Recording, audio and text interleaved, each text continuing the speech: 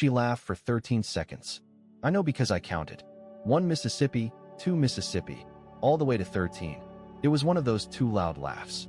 The kind where her head tilted back just a little too far, and she touched his shoulder like they'd shared something intimate. Like they'd done this before. I was standing 3 feet away. I had just handed her a glass of wine. She didn't even glance at me. Just reached back without looking, like I was a butler at a wedding she didn't want to admit she invited.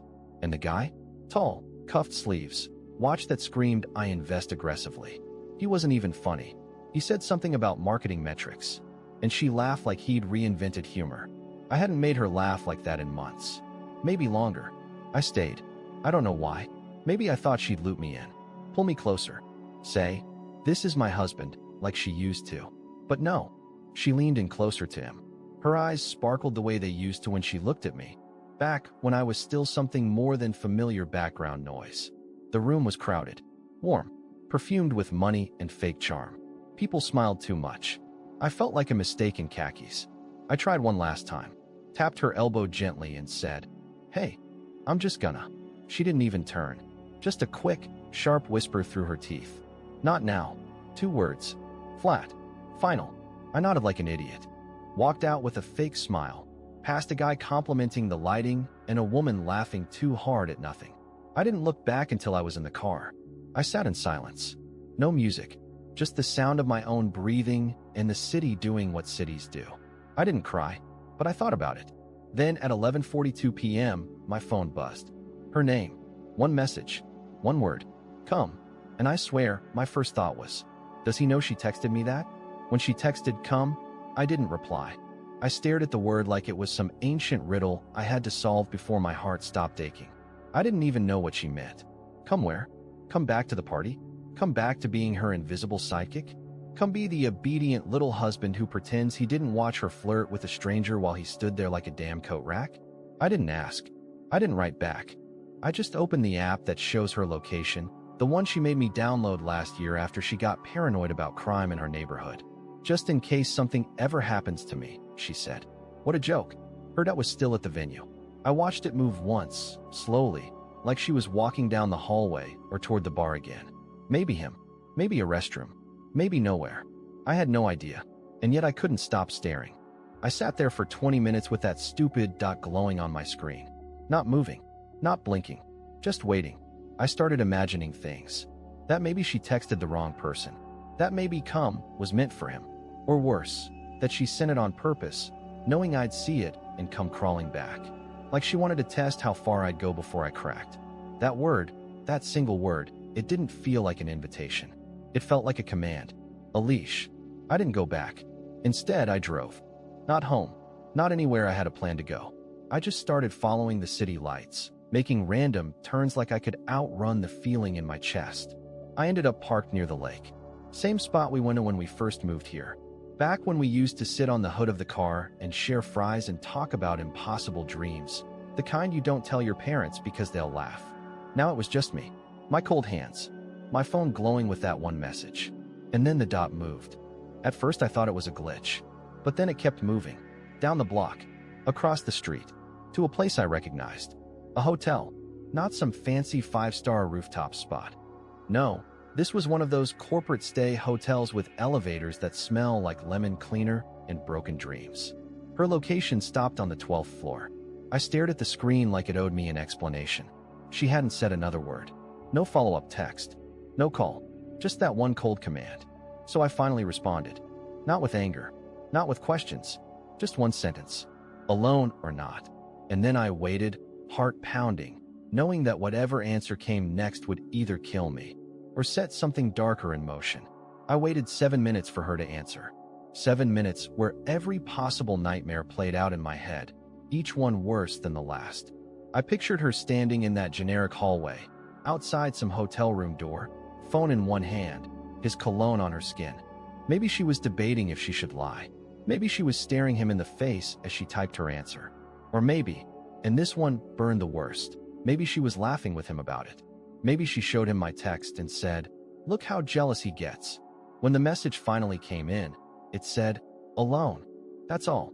No explanation. No apology. No warmth. Just that. I didn't believe her. I don't even know if I wanted to believe her, but I needed the truth. And I didn't trust her enough to get it through a screen. So I drove. The hotel wasn't far, maybe 15 minutes through late-night traffic, but it felt like an hour. Every red light felt like punishment. Every turn brought another surge of dread. I told myself I was just going to talk, that I wasn't going to scream or beg or break down. I told myself I was just going to look her in the eye and see what kind of woman could do this to someone who loved her so quietly for so long. I parked across the street and stared up at the building. 12th floor. One of the windows had the lights on. I imagined her up there, sitting on the edge of the bed, waiting like nothing had happened. Like I was the one who ruined the night by walking out. Like I was the one who owed her something. The lobby was cold and sterile. Some kid behind the counter nodded at me like I didn't even register as a human being. I rode the elevator up in silence, staring at my own reflection in the silver doors. My shirt was wrinkled. My face looked pale. I didn't look like a man. I looked like a memory. When I reached her floor, I almost turned around. My hand hovered over my phone. I thought about texting her again, asking one more time, "Are you really alone?" But then I saw it. The door at the end of the hall, slightly ajar, just barely. I walked toward it slowly, my breath loud in my ears. Every step felt heavier. I didn't knock. I didn't call out. I just pushed the door open the rest of the way. And what I saw made my whole body go cold. She was sitting on the bed, barefoot, still in that same dress from the party. Her heels were kicked off to the side. Her makeup was smeared like she'd wiped her eyes too hard. She looked up when I entered, but not with surprise. No, she looked at me like I was late, like I was expected. But there was something else too. Something just behind her eyes. Something guarded. And that's when I heard it. The faintest click, like a closet door slowly closing behind me. I froze. You know that feeling when the air suddenly feels heavier? Like the room itself knows something you don't? That's what hit me the second I heard that soft, almost imperceptible click. It wasn't loud. It wasn't dramatic. It was subtle. Too subtle. Like someone was trying not to be heard. And Junie, she didn't flinch. She didn't ask what I was doing there. She didn't say, "Come sit," or "I'm sorry." She just stared. Her hands were in her lap, knotted together like she was holding something in, or bracing for something to explode. I didn't say a word. My eyes drifted past her, toward the far side of the room, where the closet door sat just slightly off its frame. I couldn't see anything behind it, but I could feel it. That sick, slow, crawling dread rising in my throat. And then came the second sound. Not a click this time. A breath. One breath. Too loud for silence. Too soft for confidence. It was like someone exhaled after holding it too long. Someone who didn't expect me to come this far. I looked back at Junie, and I swear to God, there was something in her face. Not fear, not guilt, but calculation. Like she was watching my every blink, waiting to see if I'd do something irrational. If I'd open the door. She whispered one word. "Don't." That was it. Not "let me explain." Not "I can't." Not even "it's not what you think." Just "don't." Like I was a child about to touch something sharp. Like I couldn't handle the truth behind that door. But I wasn't going to leave again. Not this time. Not after that party. Not after the text. Not after the look she gave that man. Not after 13 seconds of laughter. So I walked forward. Each step felt like betrayal in reverse. Like I was undoing every moment we ever had just by moving toward that cheap hotel closet. Junie didn't move. She didn't shout. She didn't stop me. And that was all the confirmation I needed. I reached the handle. My hand trembled as I gripped it. It was warm. Not from the room. From someone having just touched it. Someone inside. Hiding. Breathing. Listening. I opened the door. Slowly. Carefully. And what I saw inside wasn't what I expected. It wasn't him. It was worse. There was no man in the closet. No shoes. No jacket. No panicked breathing crouched in the dark. Instead, sitting right there on the shelf inside, was her phone, not just powered on, but recording. Front camera facing outward, the red timer counting up in the corner of the screen. A full hour and 16 minutes. My face was suddenly reflected back at me on the screen, wide-eyed, shaking. I reached in and picked it up, my hand barely steady. I looked back at her, still seated on the bed, unmoved, expression unreadable. My voice cracked when I asked, "What the hell is this?" She blinked slowly. Then, finally, she spoke, calm, way too calm. I wanted to remember how this night went, in case it came up later. Came up later? My voice was climbing now. I felt heat rush up the back of my neck. What are you even talking about? You've been filming me? While hiding your phone in the closet? Her reply wasn't instant. She stood up slowly, smoothing out her dress like she was preparing for a stage cue. She walked toward me, not in fear, not in shame, but with a sort of eerie patience that made my skin crawl. Then she said something I'll never forget, something that still rings in my head even now. Because if I didn't, you'd twist it all. I laughed. I actually laughed, but it was bitter, shaky, the kind of laugh that comes out when you're 2 inches from screaming. Twist what? That I came here because you told me to? That I followed you to a hotel after you ignored me all night and humiliated me in front of a room full of strangers? She looked at me like I was boring her. You're paranoid, Elbert. You've always been paranoid. You take everything the wrong way. That's why I needed proof. Proof of what? I asked again louder. That I walked into a room and opened a door? That I didn't lose my mind when I had every reason to? She sighed. You were going to accuse me anyway. Might as well have you on camera, doing it. That's when I finally realized it. This wasn't about love anymore. This wasn't about mistakes or even betrayal. This was strategy, control. It had been for a while. I just hadn't seen it until now. I thought I was a ghost in her world. Turns out, I was just a character in a story she was already editing. I wanted to throw the phone. I wanted to scream, shatter the mirror, do something that would make her see what she was doing to me. But I didn't. Instead, I did something worse. I took the phone, walked out, and never said another word. She didn't follow me. Not yet. But she would. Because the moment I left, she finally realized I wasn't just humiliated anymore. I was done pretending. The second I stepped into the hallway, her phone still clutched in my hand, everything inside me shifted. It wasn't rage. It wasn't heartbreak. It was colder than that. Like I'd crossed some emotional event horizon and couldn't feel things the same way anymore. It wasn't that I didn't care. It was that I cared differently. Sharper. Smarter. She wanted to trap me with that video. She wanted a record in case she ever needed to play the victim, to turn this entire thing around and claim I had been unstable, paranoid, unhinged. That's why she texted come. Not to fix things. Not because she regretted anything. She wanted a performance. Mine. And I gave her one. So no, I didn't go home. I drove to a neighborhood I'd only visited once before. Gated. Lavish. The kind of place where every driveway had cars worth more than my annual salary. And I knew where to go because I remembered his name from the party. The man she laughed with. The one with the silver watch and the perfect timing. His name was Terrence. Her boss. She had whispered it while brushing lint off his sleeve, as if she were smoothing down something she already owned. I remembered his full name because he gave me a firm handshake that night, pretending not to look through me, pretending to care that I existed. And his business card was still in her coat pocket, the one I grabbed from the car last week to take to the dry cleaner. Sometimes, fate hands you the sharpest knives in the softest moments. I parked 2 houses down and walked up to the door. No plan, no idea what I was going to say, but I needed to know, needed to see what her face wouldn't show me. I rang the bell once. The porch light clicked on, and a moment later, the door opened. It wasn't Terrence. It was his wife. Her hair was pulled back. She was barefoot, holding a glass of wine and looking tired in a real way, not the fake exhausted look Junie wore when she wanted sympathy. She blinked at me. Can I help you? I should have left. Instead, I said, I'm sorry to show up like this. My name's Elbert. I think your husband and my wife are. Before I could even finish the sentence, her face changed. Not confusion, recognition. Like a puzzle piece she'd been trying to place, just locked into place. She didn't ask me to explain. She didn't ask me for proof. She stepped back and said, come in.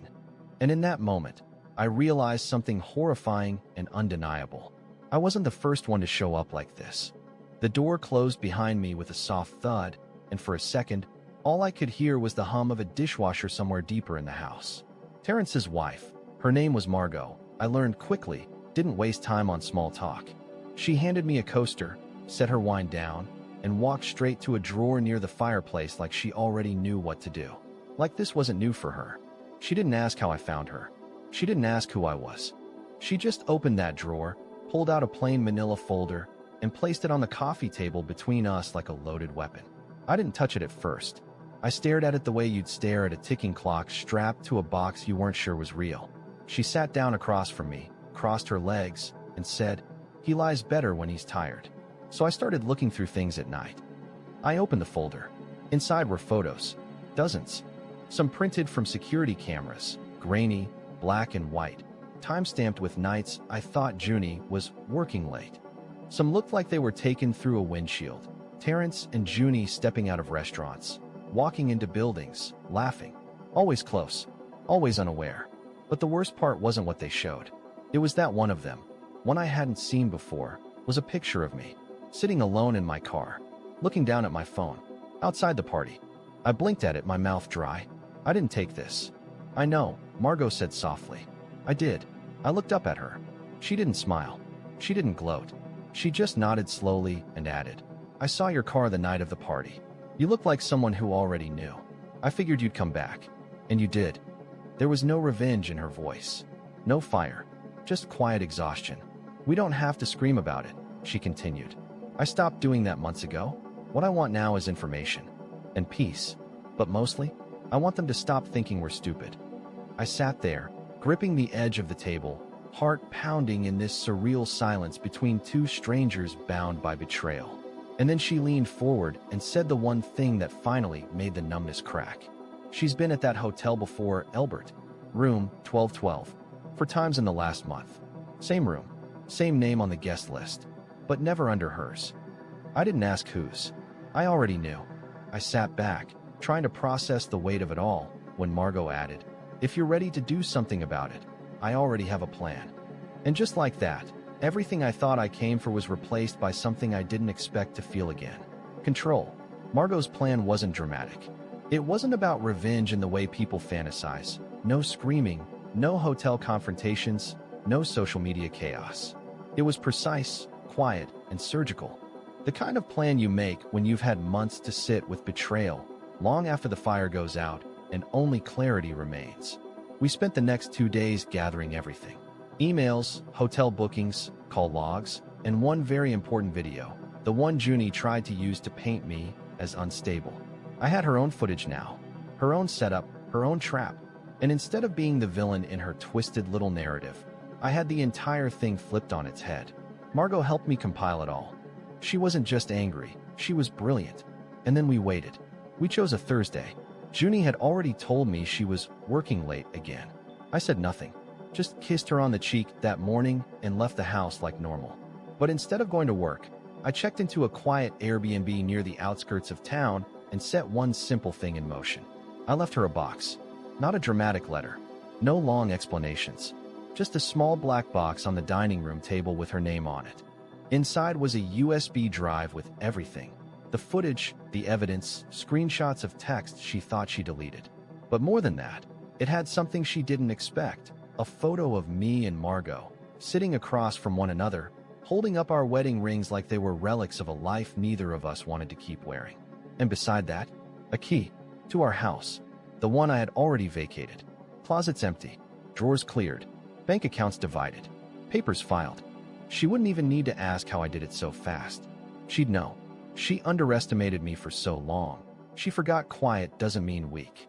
I didn't wait for her reaction. I didn't need to, because I had already stepped into a new space.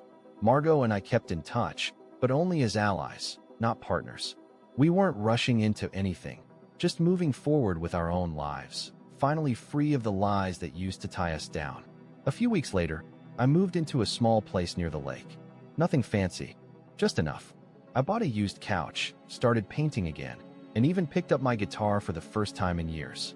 One evening, as the sun dropped behind the water, I got a text from an unknown number. No name, no words, just a photo. It was a mirror, cracked, lying in a hotel room, and beneath it, a silver watch. I turned off my phone, smiled, and went back to playing. Because for once, I wasn't living inside someone else's story. I had finally started writing my own.